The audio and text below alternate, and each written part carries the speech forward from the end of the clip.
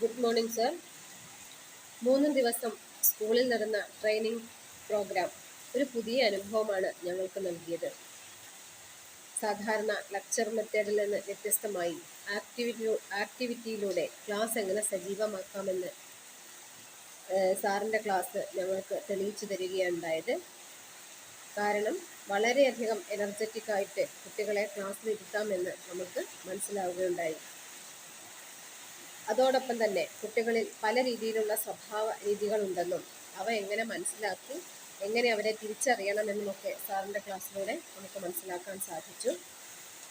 ക്ലാസ്സിൽ ശ്രദ്ധയില്ലാതിരിക്കുന്ന കുട്ടികളെ പലതരത്തിലുള്ള ആക്ടിവിറ്റിയിലൂടെ നമുക്ക് ചെയ്ത്